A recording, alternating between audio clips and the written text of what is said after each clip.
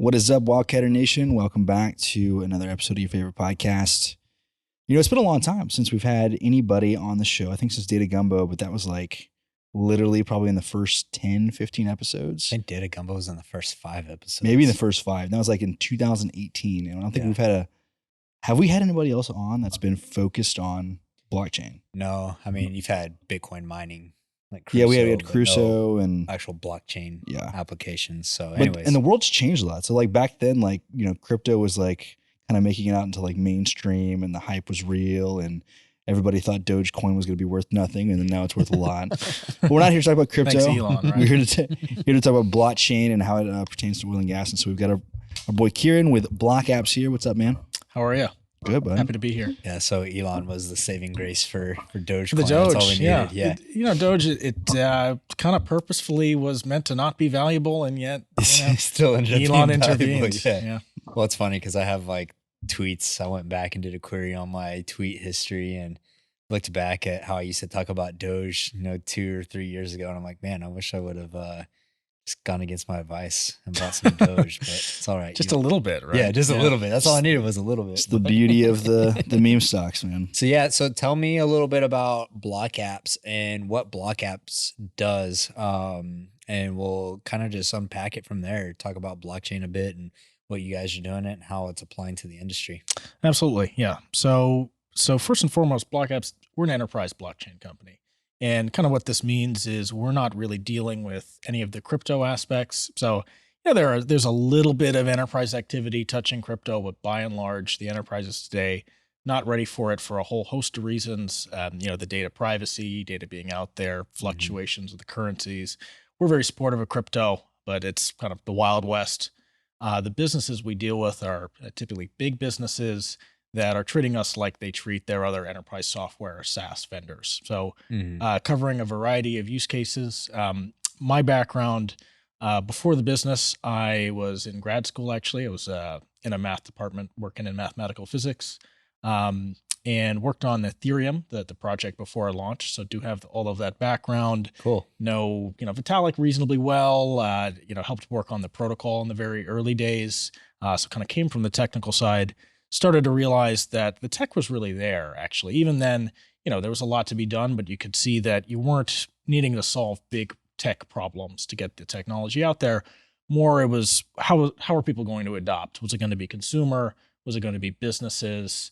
How would we get this into the hands of the masses? And in a way, get it to be invisible like other technologies that everyone expects. Yeah. So that's sort of how we started. So we pretty early on built a platform aimed at the enterprise called Strato. And to start that was general purpose, right? Any vertical. We had banks. Bayer Crop Science is one of our big customers, agribusiness, seed. We've got beef now, so cross vertical, but have honed in on the oil and gas sector as well. That's why I'm in town. I was here for the 5th Blockchain and Oil and Gas Conference. That was Monday, Tuesday. Yeah. Oil and gas is a market where you see very complicated cross-business contractual arrangements, very big, complicated supply chains, huge push for sustainability right now. And nothing happens alone in oil and gas. Everything's a joint venture and everyone wants to know what everyone else is doing. So in that way, it's a really good fit for blockchain technology compared to other industries that are a little more closed off, competitive, and less able to work together. Yeah, it's really interesting. I was talking about blockchain applications in oil and gas, 40 years ago.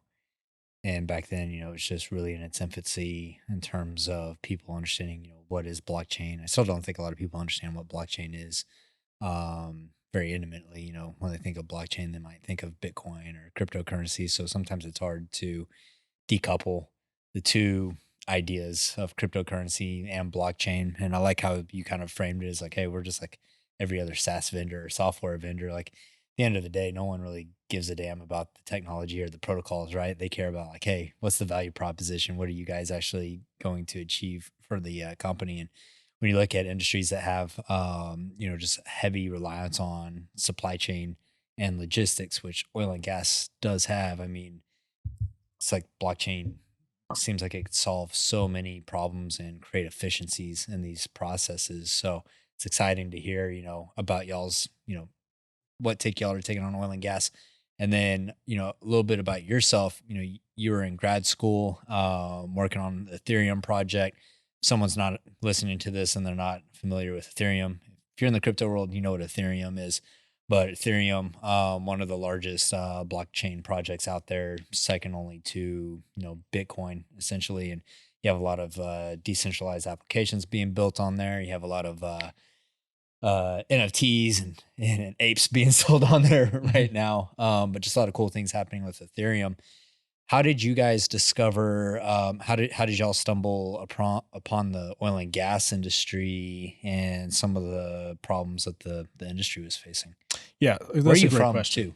Too? Myself, I'm from New York City. Still live there. Okay. Did a brief tour in California for grad school and then came back. So I'm in Houston. I used to be before the pandemic, 4 times a year, maybe 6. Yeah. This is my first time back in the after times or the during times, if you will. But it was great to do a face-to-face conference here also. Things for sure. I've missed that. But the company's largely in Brooklyn and New York. But we're growing our Houston presence. Awesome. Yeah. So how did you guys, you said earlier that y'all had different clients, from banking to other industry verticals. How did y'all discover oil and gas being up in New York and make your way down to Houston? Yeah. Good question. So one of our first high profile projects was with BHP Billiton. Obviously they're mining and oil and gas, but it was sort of pushed out of the Houston office, and it was supply chain and orientation. And so that went well, and we started to kind of hone in on it as a potential sector. We did more in energy, did some energy trading efforts fairly early on in the history of the company. And maybe it was 2018, 2019, we had enough going that we saw, okay, this is a sector that we should focus on. And so in the room today for the listeners is our kind of oil and gas area representative, John Chappell. We hired John kind of midway through 2019, and I started to spend a lot of my time here as well, supporting the industry as we've kind of seen more applications. But actually, so one of the things we saw as well is even really early on, we saw energy and sustainability as a use case, and the first couple customers were startups in that area. But it was, when we started to discuss I'll give you a particular use case. So we have a customer that has cogeneration devices. They take natural gas in, they output electricity and water, and this allows you to claim a reduction on your overall footprint as like a building manager. This was the same price as buying the power from the local utility. You get the hot water for free. Yeah. And eventually you can issue a carbon offset against that sort of thing. So we said, okay, this is energy, right? They're not a big energy company. It's a startup. What can we do in this area that's kind of similar? And actually, so as we've gone through from 2019, the weirdness of 2020 and through 2021, that's been in a slightly different form, the use case that's stuck that we've had the most interest in. So your big oil and gas companies, they have lots of different challenges, right? But there's so much pressure on sustainability right now. It's very high profile, coming from consumers, coming from the board level. You've got folks like BlackRock voting in an activist manner. Exxon, The irony in that. new board member pushing in a sustainable direction. You have courts ordering companies like Shell to reduce their footprint. Yeah. So kind of, it was a mix of seeing customers in the sector and adjacent to it, but also just the overall kind of societal winds and where they're blowing has really pushed us into the segment almost more than, it wasn't our intention on day one when we started. So let's dive into that use case that you mentioned. What is the advantage of using blockchain over maybe existing technologies for the end consumer? Yeah. Great question. For the customer, Let me define the use case as well, just in a little bit more detail. So on Monday at this oil and gas conference I mentioned, we announced something called TraceCarbon. And the aim of TraceCarbon is to help large organizations. It applies to sectors outside of oil and gas, but oil and gas is really what it was built for, to first and foremost understand their carbon footprint. So staggering statistics that I saw out there. In 2011, 20% of the S&P 500 put out sustainability report. 2021, it's 90%. So Mhm. over a decade, huge shift. And people are putting numbers in these reports that have, to some extent, they're actually very conservative in how they put the numbers out there. So when they're computing their footprint, they, to some extent, pad the data. So, Yeah. they look at their operations and they don't want to be caught out, right? So they add a lot to it. And they look at the reductions they've made. Confidence is so low in the methodology, they're often underreporting the reductions by up to 50%. And if you think about the aim of being carbon neutral, if you're losing 50% off your reductions, there's a really big cost difference in what it takes to eventually get there. So we've heard that. That's not necessarily something you'll find on the internet. We've heard that consistently from big oil and gas companies when talking to the heads of sustainability all the way up into the CFO office, who have to often do the reporting on this. So first Yeah. and foremost, TraceCarbon allows you to understand your data. You as an enterprise have a general sense of what your footprint is from your ERP, as far as your financial transactions you're doing with externals. You can attach a footprint to those. From your operational management system. So if you've got a manufacturing facility, everything that's going on there. So you have enough sense of the activity to eventually assign a footprint to it. People are not putting this data together in an easy way. It's very manual. They're not rolling it up at the same time. There's not great agreed methodology on how to calculate your footprint. So there's many competing standards out there. This is all voluntary activity for the moment, at least in the United States. And so lots of competing standards. You don't have to pick one. We eventually, it'd be nice if there's organic convergence, but our system is agnostic to which methodology you pick, just that you'll be able to prove that when you made that calculation, you did it according to this methodology and you didn't just fudge the numbers if you're audited later. So first and foremost, the big problem is getting your hands around the data, understanding what your footprint is, where you are today, how effective your remediating actions are. And then, if you have a carbon sequestration capability, proving that that's effective, and then you can claim an offset on it and then have that listed on one of the marketplaces. Also, the product life cycle is important. So say you, instead of at a corporate level, at a product level, want to know, okay, I shipped this particular set of goods to another company. How can I attach a footprint to that that's very specific to those goods? The system can do that. And actually, one of our launch partners is called CarbonSig.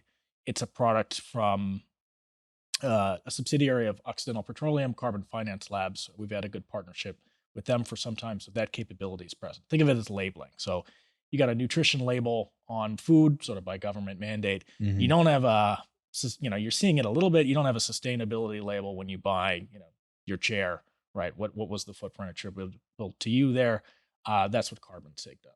So Interesting. it's aimed at getting a handle on your operations and the data around your footprint first, and then following that through the value chain to sort of create an overall holistic picture of where you yourself, but also what are your suppliers doing, your partners doing, are as a whole, to get a handle on the numbers and then eventually move towards reduction. So you mentioned CarbonTrace. Is that an app That's under? So it is the company BlockApps is. I mean, do you guys have different applications We do. under the company? Okay, Yeah, so yeah. CarbonTrace is one product. That's correct. So BlockApps, our first product, and it's the platform that everything sits atop, is called Strato. And Okay.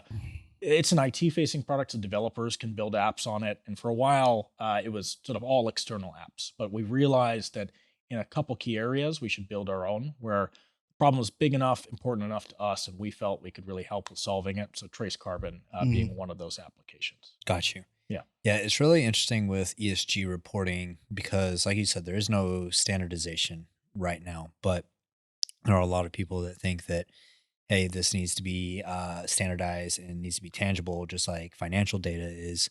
And so I assume over the next decade, we're going to start to see more standards come in place. But ultimately, it's like, I think it's a pretty intricate conversation, especially when you start talking about scope 3 emissions. And it's like, how do you track that type of stuff? And so I never thought about blockchain being used in those applications of where you can actually trace the carbon footprint of a product or an operation across the entire, life cycle of the operation. Yeah, it's a great point. And our philosophy has always been, let's not let the perfect be the enemy of the good, right? So Yeah. the ecosystem around TraceCarbon is growing, but there's often times where you just have to input a number with a certain level of confidence, or input a methodology that you haven't had time to fact check with some Yeah. auditor, some expert, et cetera. But leave the window open for you to revisit that, especially. So again, when it comes to scope 3, your external partner, hopefully they're on the system already. Maybe they're not, but leave the window open for them to come in later and then enrich the data with sort of their side of the story, hopefully matching yours. And that's kind of where the blockchain network aspect comes in. Yeah. So let's talk about that, kind of the technical point of the blockchain aspect. I mean, how does the ledger operate? I mean, are we talking, is this signature permissions? When a lot of people think of blockchain, they think of like Bitcoin, for example, like proof of work, and that's how the ledger is verified. How do you guys handle that on your chain and your platform? Yeah, great question, and a bunch to unpack there. So first and foremost, we are a permissioned blockchain platform. And so I would distinguish that from both public blockchains like Bitcoin, Ethereum, and there's a use case out there for private, like single enterprise blockchains. And our software has been used in that way, but the default deployment model is that you're using it with other businesses that you already do business with. Mm-hmm. Not necessarily the whole planet, and not just within your walls. Yeah. So it's like if, yourself, Jake, and I are sitting here, we have 3 parties, and, say that we have some smart contract in place, and I put my signature on it, Jake puts his signature on it, you put your signature on it, and boom, it verifies. Is that kind of a layman's terms? That's exactly right. And implicitly, we don't have mining, right? So mining is useful in a setting where anyone in the world can join. Do you see our Bitcoin miner behind you in the painting? Yeah. I didn't see the beam before. Yeah. Obviously, the footprint of mining is big. And so if we're out there marketing, get a hold of your carbon footprint solution, we probably shouldn't be, running giant mining rigs and at the same time. So the consensus algorithm is such that it's pretty lightweight. Really, our footprint is just the computers it runs on. And so we're actually able to ourselves neutralize the carbon footprint of the blockchain, fairly inexpensively. Yeah. But you've got a group of permission parties. It's still, so our protocol is sort of based on Ethereum, but we've added a lot of extensions to it for enterprise consumption. So ability to handle larger data, more throughput, lower latency. That was the problem back in the day, was that, just block size wasn't big enough in enterprise. You didn't really need, really speed and quickness and execution. Really large blocks. You just needed the ability to pass through large amounts of data. So you guys, if we handle large data ingest sort of all the time, right? So if I'm hearing you correctly, so you guys essentially built off of Ethereum, but you've put extensions on it to allow you to have the block size that you need. Is that correct? Yeah, I would say essentially there are details to it, but in essence, we looked at the enterprise use case. Ethereum has huge developer community, right? So everyone likes the idea that they can fairly easily hire someone that has that expertise. So all the protocols, the APIs are basically the same, but we had to fiddle with the internals to handle more data, more throughput, different use cases, and privacy also is a big point. So absolutely. The way Bitcoin, Ethereum, et cetera work is, in essence, you put data on the chain and everyone can see it. Now you might not identify yourself in Bitcoin and Ethereum. It's pseudonymous, which means that you have a stable identity, but that people may not be able to tie it back to you as an individual or the company you work for, et cetera. Enterprise blockchains, typically, the identity of everyone involved. So whenever you're entering into a transaction with someone, and when you're choosing to share data with another party, it'll be basically by name.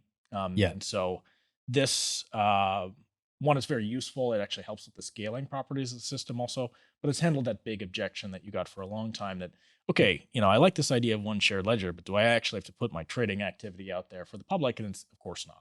Yeah. On a bilateral basis, if it's a trilateral contract, it's 3. It's always auditable for parties to come later, but you're sharing data in a very granular way, and it's actually more granular than other solutions. You think about Google Sheets, right? You share something with someone, they can see the whole sheet. Yeah. In our paradigm, you can do it basically, a trade at a time, in quotes, like one record, one row. Yeah. And you still have all the integrity of the data that blockchain provides, but it's a different model than the public blockchains where all the data is shared with everyone.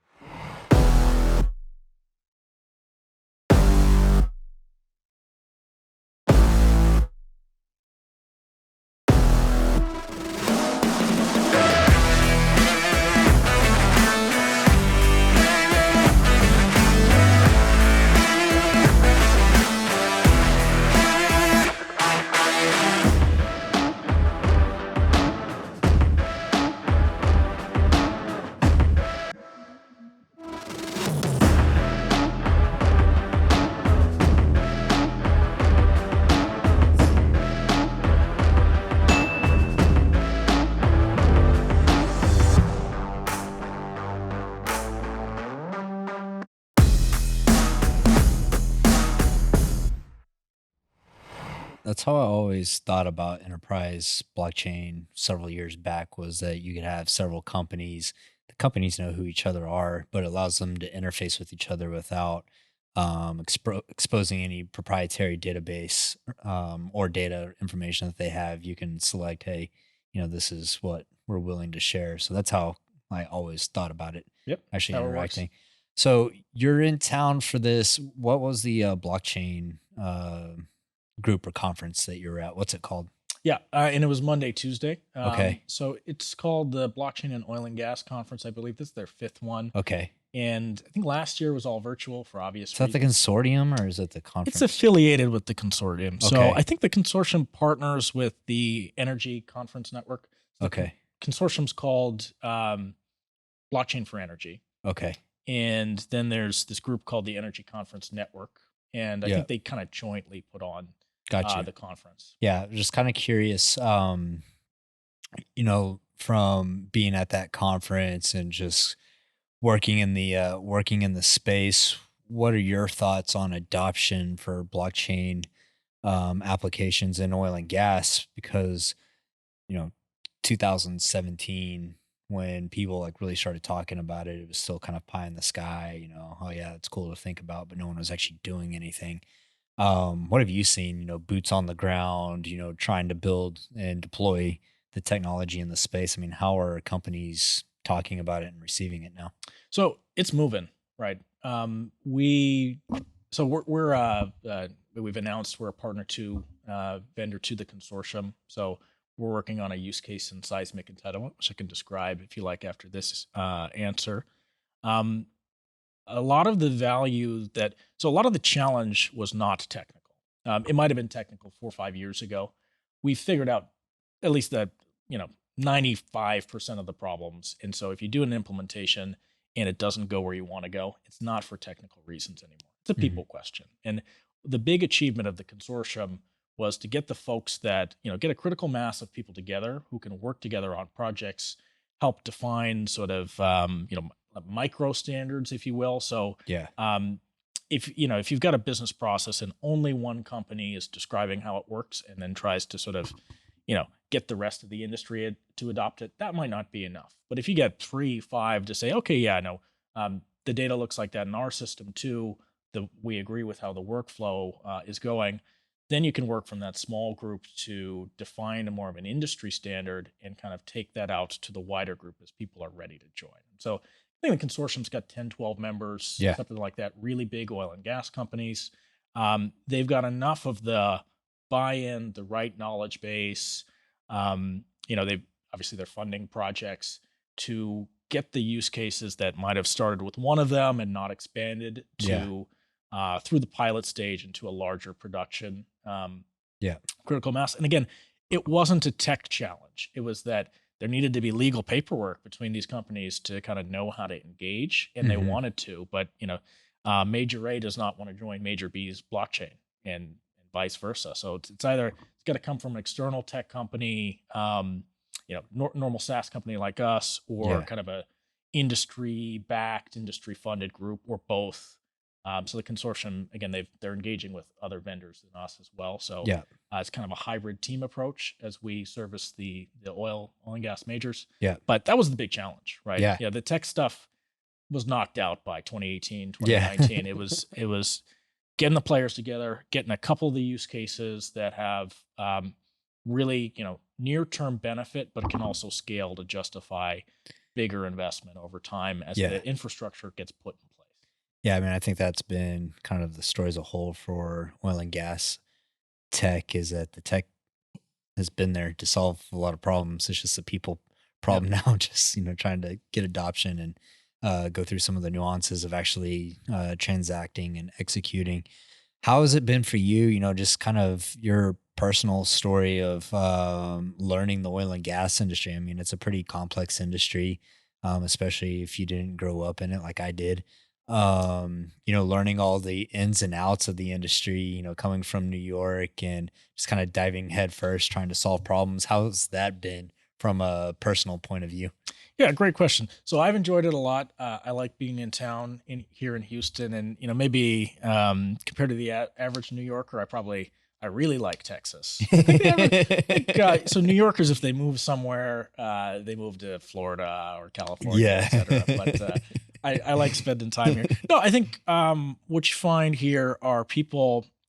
There's a difference in the business culture, and the way I would describe it is that I think in sometimes a customer vendor relationship is more combative in other sectors. You're getting aggressive RFPs, RFIs. People are pushing hard. Here, it's more like, we're not even going to talk about business for a while. We're going to be friends. You're going to show me that you understand what my world is like. And, it might take some time, but if you're a good citizen in it, especially in the eyes of, the other companies in the community, et cetera, we're going to do business together at some point. So like the biggest thing is, for me, has been kind of like learning the culture. Yeah. And I would say it takes some patience compared to the New York business culture. New Yorkers just want to do a deal right now. Yeah. It's pretty funny. One of my other friends moved down to Houston from New York, startup founder. And that was one of the biggest things for him too, was the cultural shift in business. And he's like, he's like, people here are like more genuine and want to help you. And he's like, absolutely, it's true. It's collaborative. Yeah. People are open-minded. Yeah. But yeah, they're, I don't know what it is. They're in less of a hurry than your New Yorkers are, for sure. So it's that. And, I've learned a lot about the industry kind of on a rolling basis as we go. Obviously, we've got subject matter experts in house now. Yeah. Who I've learned a lot from. And you really learn from the questions your prospects and your customers ask you, and then you go back and pick up more about the sector. And it's super complicated. Like the seismic project I mentioned, we've got calls with 10 or 15 geophysicists, explaining the nuances of seismic surveys and all that sort of thing. Yeah. I don't know where you would get that knowledge. Is there even a book to go? Yeah. It's written down inside the walls of corporations, et cetera. So I think you learn pretty quick when you hang around smart people and they get to talking. You get that osmosis. Yeah. And you got to take it as it comes, and you build up. And I think you're an expert after you're confused for 10 or 20 years, and then one day you're confused less than everybody else. But it's complicated. There's strong analogies to other sectors that we have competence in, but also it's different. And there's definitely, I feel, some of this, in oil and gas, an example from another sector kind of helps a little bit, but they really want you to know what exactly is relevant to them. Who are your other references within the sector? Who exactly like me is using it, sort of thing. So no, it's been fun. That's good. And but yeah, very, very rewarding. And looking forward to it. Again, I think now that I'm back, I'll probably continue to be back, 3 to 6 times per year. As we go. So, BlockApps as a company, did you guys bootstrap this? Did you guys go get funding? How did y'all actually approach building the technological solution and then building a team to go execute? Yeah, good question. So we're a venture-backed company. We also, compared to some of the others in the sector, I suppose maybe more of our working capital comes from revenue, which is great. It's best type of the best capital is kind. non-dilutive Yes. revenue. Yeah. I feel like there was like some very non-subtle shade thrown right there. I didn't name any of the. We're a parties bootstrap I'm company talking too, about. man. Yeah. So we get it. No, so we, you guys probably are pretty aware of Consensus. They're a big brand. So Yeah. we were kind of incubated by Consensus and then started to raise independent capital after that and been Cool. independent for some time. But yeah, so it's it's been a journey. Speaking of revenue, how does y'all's pricing model work when, I mean, obviously there's probably a ton of variables that go into this question, but when you set up nodes and smart contracts and you have companies transacting together, I mean, is that done on, are we talking yearly subscriptions? Is it per transaction? Like, how do you guys think about that in terms of modeling it? Yeah, no, we try to lock in a 5-year deal at a minimum and collect it all up front. No, I'm just joking. So subscription good model. deal. Yeah. It's a subscription model. We tends to be some upfront, either education or implementation. So have a professional services side of the business that in markets that are still relatively early is very important and useful in building the relationship, learning what customers really need, making sure that they're happy. So we'll have a subscription component, then we'll have sort of some one-time aspects of it, and in the end, it will end up proportional to like the amount of usage and the value.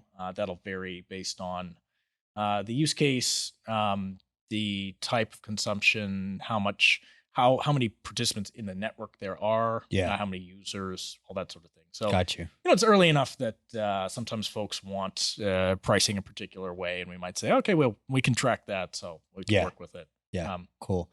So, for you guys, what's the goal in terms of scaling the company? Like, obviously, y'all are putting in time and attention and resources into oil and gas. What other sectors, are y'all really focused on outside of oil and gas? Yeah, that's a great question. I would say we have 4 segments. Oil and gas is one, agribusiness is another. So might be a talk for another time, but we have an offering called Trace Harvest, which is aimed at creating basically, from manufacture to consumption, seed to fork traceability. I've been saying for like 2 years that someone needs to start the digital wildcatters of the agricultural industry because there's so much cool stuff going on there. Maybe we'll just start it ourselves. We actually did a piece of content. And I would say ag tech in general is just blowing up, and blockchain within it is just a really natural fit where, there are different times when you need traceability and there's more pressure in some areas than others. But when it comes to like, where did my food come from? People really want to know. And they want to know now. So individual consumers, but also then retail CPGs, and that pressure is just kind of flowing back through the supply chain. So ag is another key market for us. I say that across all commodities. It's like, one of the kind of branding spins that you're seeing on natural gas recently is responsibly sourced gas. Like, hey, this natural gas is coming from top tier operators in the United States, I think that you see that across other foods and commodities as well. Yeah. I learned the term, and this was from a commodity trading outfit, decommoditization. You're seeing it everywhere. People are trying to differentiate on, okay, what exactly is in the product? How was it sourced? To your point, how was it manufactured? Yeah. There's getting to be differentiation for what we're Can we see this in like the orange juice? Yeah. Like, no, that's a great point. Like the commodities are becoming decommoditized. Like they're starting to get an edge of where they're sourced. And it's getting easier. So I think part of the reason, like from a pricing perspective, commodities were treated as commodities is just it was impossible to collect the information before to differentiate. But it'll change, right? People, there's one of our customers like to think of, Fiji water, right? It's just water, but the brand, is special. And, there are starting to be real differences in manufacturing processes. So like Oxy corporate, they've kind of explained to us that they've got low carbon intensity manufacturing processes that like the carbon sig product can kind of track. And so the footprint should be lower than the EPA number. And they think you'll start to see differentiation at the pump like you do with kind of low ethanol varieties today. Yeah, that's interesting. It's happening everywhere. Yeah. But ag, another big vertical market. We've got some government kind of defense-oriented activity. And we've got lots of startups. So tech companies focused on a particular vertical need. They're using our platform. We've also got Cool. sort of like say blockchain focused professional services firms who are building something that we don't serve directly from an app perspective for big corporation A or B. Yeah. And so those are really Is the the business model still SaaS in those instances? Still SaaS. Okay. Yeah. Just whether they're buying the app plus the platform or just. Are you guys seeing any movement or interest in adjacent energy verticals? Whether it's renewables, such as solar, wind, hydro, nuclear, anything like that, or is most of the focus on oil and gas?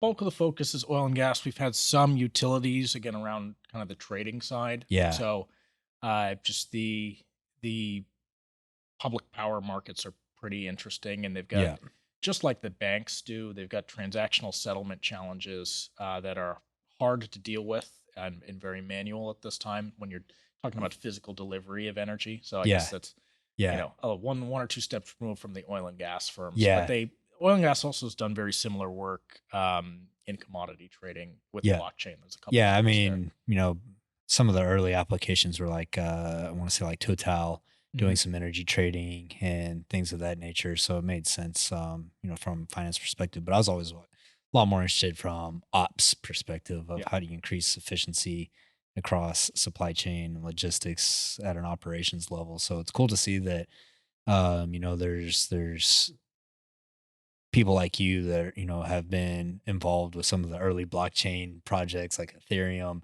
now looking at, oh, hey, here's this industry, oil and gas, that has massive problems that can be solved with technology. And really my favorite part of energy tech as a whole right now, I think this trend's going to continue over the next 10 years or so, is at the intersection of oil and gas and sustainability.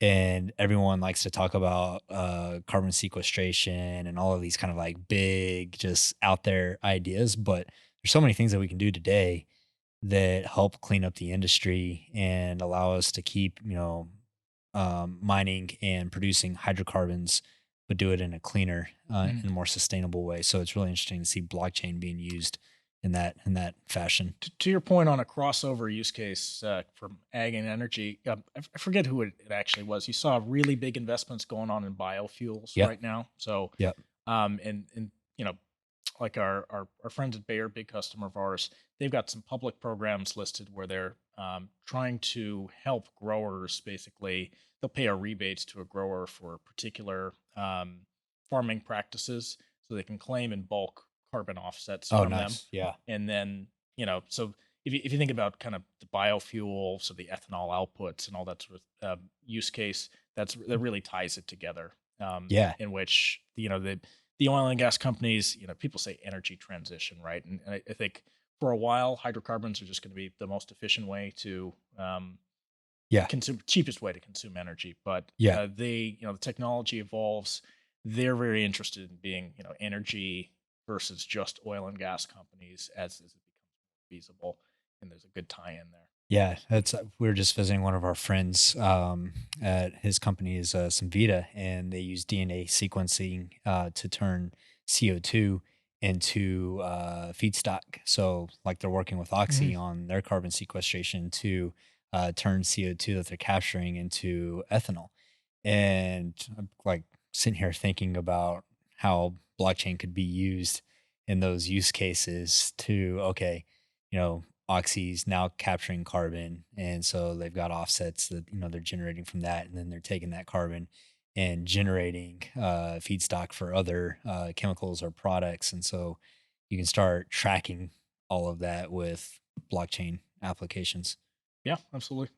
Perfect use case for us. So we'll have to. He's like, we gotta go call him up. Look here, I'm out here doing biz dev for you live on the show. Have you guys broken into the weed industry? I don't even know how much I should comment on this in public. I would say the interesting thing about cannabis, right? I just feel like it's going to become a commodity soon, and you're talking about decommoditization. So then can you go into like, I don't know, different strains and like how hybrid something is or how rare something is. And let me tell you what I've learned. Cause we get inbounds basically after Trace Harvest. We got a lot of cannabis inbounds where there are actually legal requirements in the U.S. and in Canada as well. The U.S. it varies by state, of course, to be able to track lineage and pretty much track and trace end to end from planting to distribution. So some states, the regulations almost force you to be vertically integrated. You've got to know everything that happened to the product along the way, and so you need to control the operations from the farm to retail. Some states actually forbid you from being vertically integrated, and so there's some software companies that cover this use case. The bulk, it's the Wild West, right? If you're given that it's not legal federally, if you're kind of a cannabis grower, you've got a pretty healthy risk tolerance.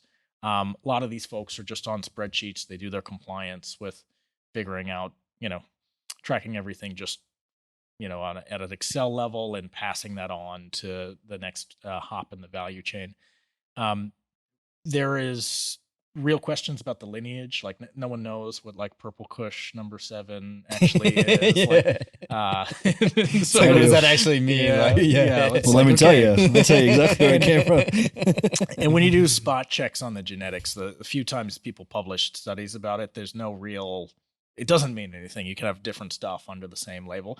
So I think eventually consumers will start to care about that. I think maybe right now cannabis consumers just care, like, is it good or is it not? Am I going to get high or not? Exactly. That's all they care about. Yeah. But it'll change, right? It's over time, as probably I'm guessing you're going to see, if not national acceptance, more and more states, especially in New York, we legalized, and then I don't know if it's a 15-18% tax or something that's being floated. It's going to be a big revenue center for certain states. So and they're gonna have to regulate heavily, and so I think probably the story for blockchain and cannabis is more going to come from the state level, from the organic adoption level. But I can say that we're not spending much time on it, despite all these words I've given you. So if someone's listening to the show and they want to check you guys out, what's the website for BlockApps? Yep, we're at blockapps.net. Okay, I'm Kieran James Lubin. If you you can check us out on the web, and we're pretty friendly people. Just get in touch and pretty friendly people. We'll chat. Yeah, we'll drop a link in the show notes to BlockApps, so you can check them out, Google them, reach out to them. Really exciting things that they're working on. Appreciate you coming on the show, man. This is exciting stuff. No, thank you. This is great. You'll have to come on sometime when we can get more into crypto. And I just got a notification. Ethereum's up 5.6% in the last 24 hours. So, do you have any insider info? Do you have any forecast on where do you think Ethereum's going to be? No insider info at all. Don't give investment. I'll tell you what my investment algorithm for crypto is. Ooh, let's hear it. When people I know who are not in tech and not in crypto start asking me about crypto, NFTs, et cetera, all that sort of thing, I sell it. Yeah, crypto is like the easiest thing to invest and divest because you can very much measure tops and bottoms. and when the Wall Street Journal is calling for the end of crypto again, or scary regulation is looming, I think crypto's over, I consider buying. You know what? The same thing applies to oil and gas as well. So very cyclical, and it's very easy to call tops and bottoms. So. All right, man. Appreciate you coming on here. Looking forward to seeing what you guys do in the space. You're welcome by our place anytime you're in Houston. So absolutely, looking forward to it, man. Let us know if you're in New York. Have you by our office? Yeah, would love to. Give you a little tour. We'll make that happen for sure. Absolutely. Yeah, appreciate you coming down. If you guys haven't checked out the new Big Digital Energy BDE newsletter, go check it out. Subscribe. It's growing very, very rapidly. We'll catch you guys in the next episode.